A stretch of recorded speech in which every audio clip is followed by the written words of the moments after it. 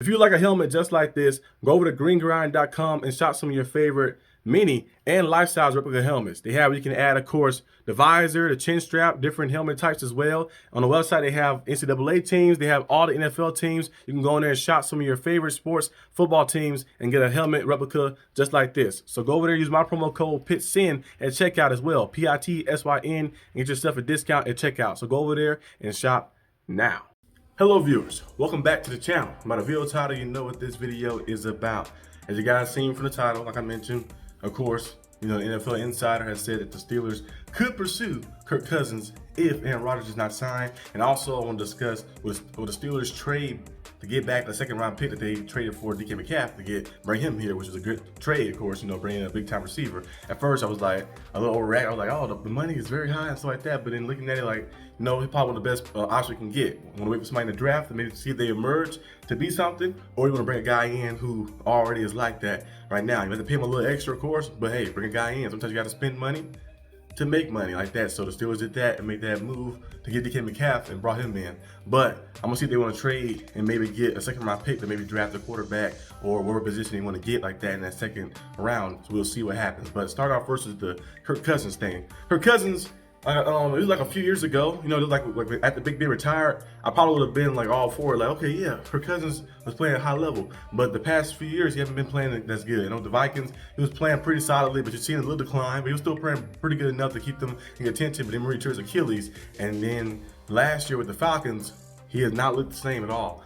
He's like Medusa has froze him or something. He's like a statue. He's like a statue. He cannot move too well. He got the pocket. The mobility is very limited as well. Can't play me like he used to make those plays. I seen that game against the Chargers where he was throwing picks left and right. He cannot step into any throw. Most quarterbacks, if you're throwing the ball to the far half, sometimes you got to throw that ball like well enough on the outside. So like the cornerback has so much space, they can just come up and just intercept that ball. But I seen that play. Like, they will go back and watch that Falcons game when the Falcons played the Chargers and just see Kirk Cousins, how he look in that game. It was not too good. Like, that was just very bad, and it led to him getting benched eventually for Michael Penix Jr., who came out there and won some games for them and gave him an opportunity and chance for playoff contention. They fell a little short, of course. They lost to the Commanders, but he gave him a chance to at least stay in contention and stuff. I think next year he'll do a very good job as well. But Kirk Cousins has an injury history the past few years and stuff, and also him being older. He's like 38 years old as well. The contract is high for him as well. Now, you might be able to trade maybe a 5th round pick to get him, probably, most likely, but I don't think the Steelers should be interested in that. They said the NFL Insider said the Steelers could be doing that, but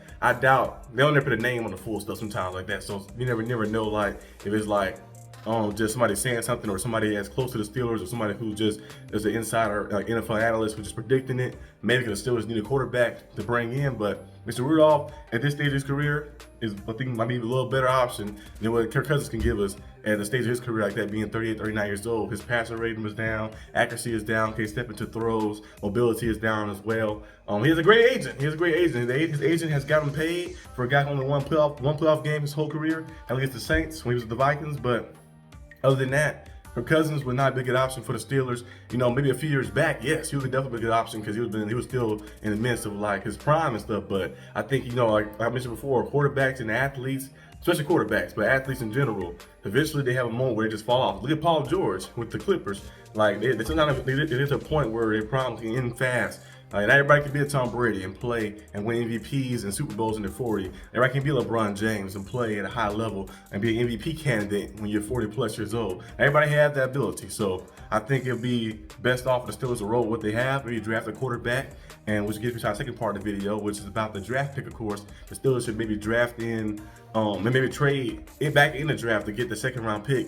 I don't know, from somebody. I had the Eagles trade with the Steelers in my mock draft like that, because the Eagles got one of the later picks in the round. I feel like Jackson Dart fall to that threshold of like late second round pick, mid-second round pick, maybe the Eagles, the Bills, the Chiefs, one of those teams like that. You can trade with the Steelers and maybe get them, but if he like in the threshold of getting like taken early, maybe you have to trade up, maybe do a deal with the Cardinals, a deal with the Falcons, deal with somebody in the second round like that, and maybe move up Commanders, another team as well. Maybe move up in the draft to try to get that pick so you can be able to draft your guy, your quarterback and stuff. So I think it might, I don't know what it costs fully for the Steelers to do that. Maybe a 3rd round pick for next year and a 2nd round pick for next year as well to get the 2nd round pick for this year, maybe, or a 3rd round pick for next year and a 2nd round pick, or a 2nd round pick and a 4th round pick for next year to get this year's 2nd round. I don't know exactly what it would be. I don't know what it would be, but The Steelers got to go out there and make a move. You want to get your quarterback in the second round. Now, it could be a possibility that one of the other guys, like Jalen Monroe, could fall to the third round. I don't think that's going to happen, of course, but it could be a possibility he falls to the third round. But most likely,